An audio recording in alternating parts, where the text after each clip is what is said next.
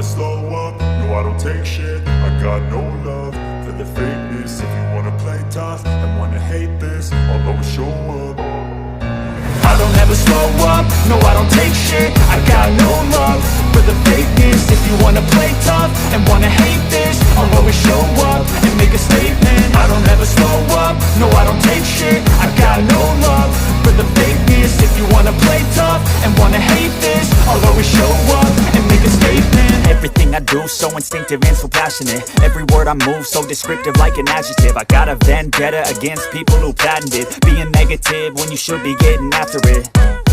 I got facts over tracks, this and that. Spitting slow, spitting fast. I could roast, I could gas. Think I'm okay at last, but I don't know if that can erase all the past. And the pettiness, a reflection of the emptiness. Hilarious, you think you're worth my time, you're delirious. Mysterious, because you hide behind a fake exterior. Inferior, you know I'll always be a bit superior. Get off of me, this ain't no humble brag. I want you to hear words, you can say them back. I want you to feel free from the chains at last, and to believe in what you got, it was built to last, yeah. हाय आर्मीज, मैं हूँ आपकी host koala. आपको welcome BTS magic shop में। ये the immortal love season 2 chapter 43 है। Chapter 42 में हम लोगों ने देखा था यॉन्जन और डार्क लॉर्ड का कन्वर्सेशन। अब देखते हैं आगे क्या होता है। तो फिर चलिए स्टार्ट करते हैं the immortal love season 2 chapter 43। जितना फुदकना है फुदक लो, इस बार हमसे सामना आसान नहीं होगा। तुमने हम सबको, मासूम इंसानों को जितना रुलाया है, वो हर आंसुओं का कीमत तुम्हें चुकाना ही पड़ेगा डार्क लॉर्ड। तब तक बस जिंदा रहना, क्योंकि मरना तो तुम्हें हमारे हाथों ही है।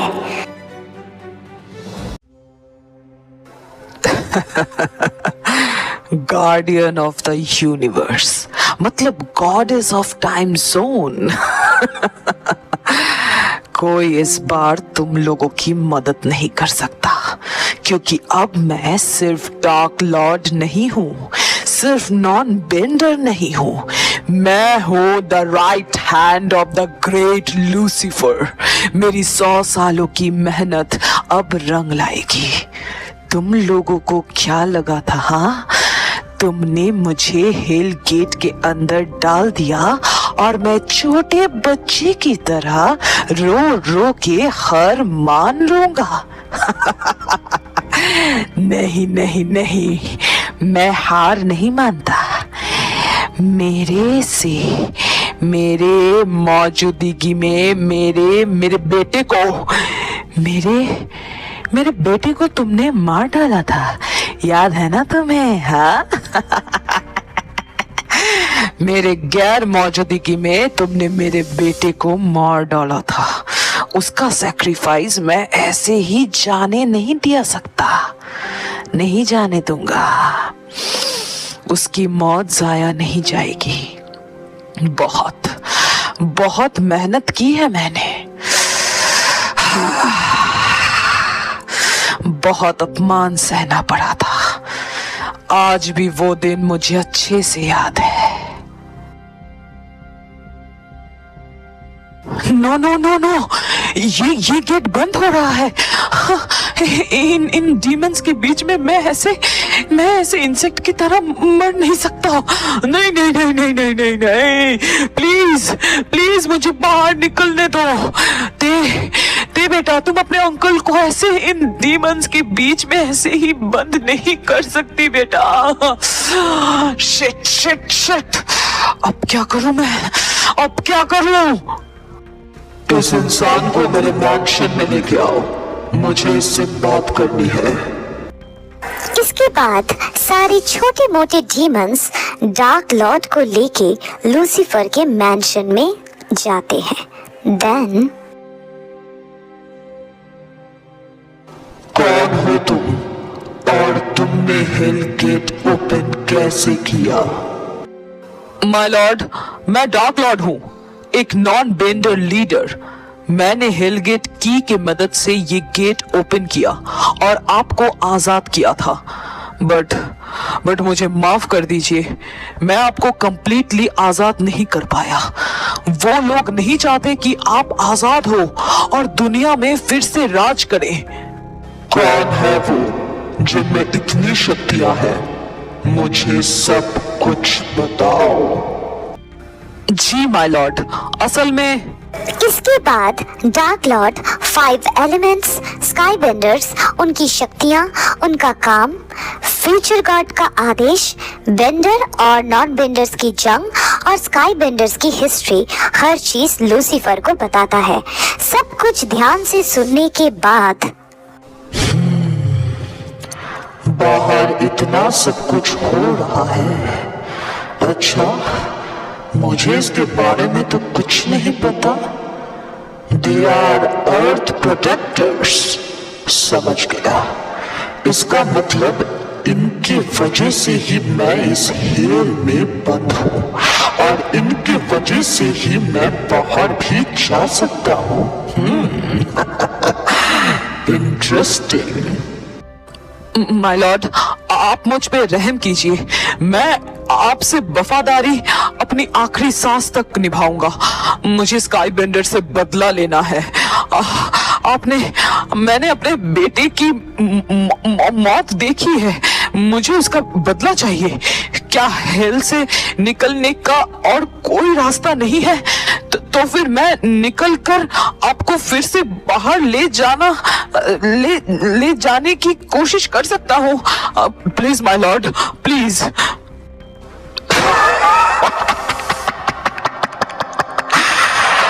तुम सच में बेवकूफ हो।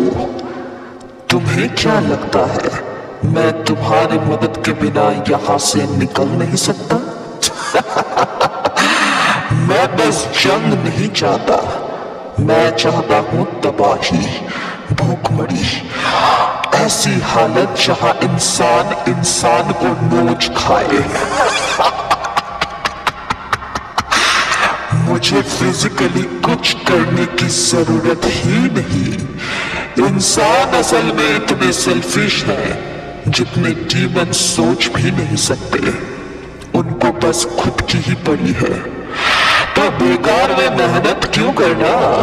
वेट करो, इंसान खुद ही इस अर्थ को तबाह कर देंगे। But my Lord, sky benders ऐसा होने नहीं देंगे।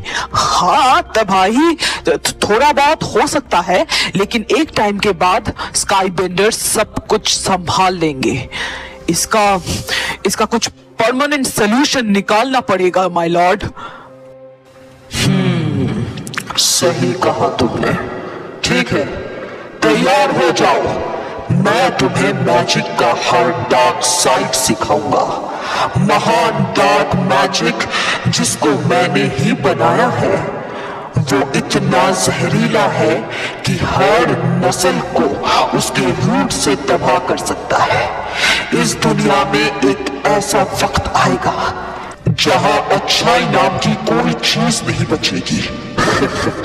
मैं बचने नहीं दूंगा और आज से तुम होगे मेरे सबसे बड़े प्यादे।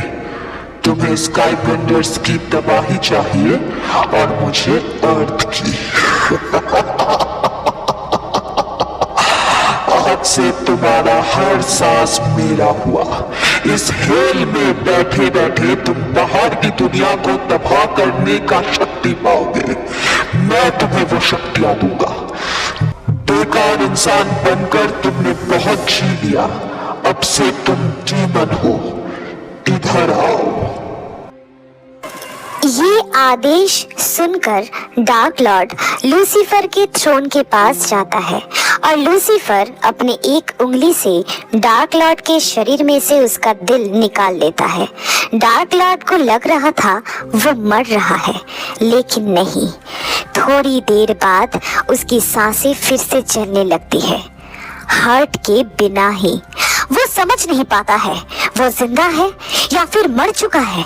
उसका चेन ऑफ थॉट्स टूटता है लूसीफर के आवाज से।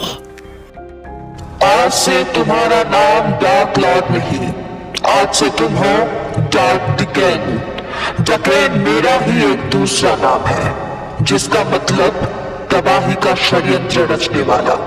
जो दर्द तुम्हें महसूस हो रहा है कुछ दिनों में ये महसूस होना बंद हो जाएगा और तुम इमॉर्टल बन जाओगे।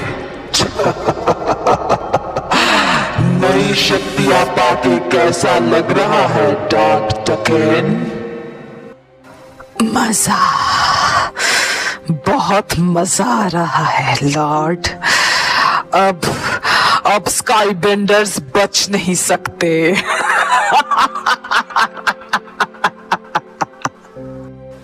ध्यान से सुनो मेरी बात। बहुत जल्द टाइम जोन के साथ छेड़खानी किया जाएगा और तुम्हारे पास मौका होगा बाहर की दुनिया में दहशत मचाने का। तैयार हो जाओ dark token. The ultimate God, चाहे आप अर्सस को थ्रोन में बैठाओ और स्काई बेंडर्स को पहरेदारी के लिए रखो, इस लूसीफर को कोई नहीं रोक सकता, कोई भी नहीं, कभी भी नहीं।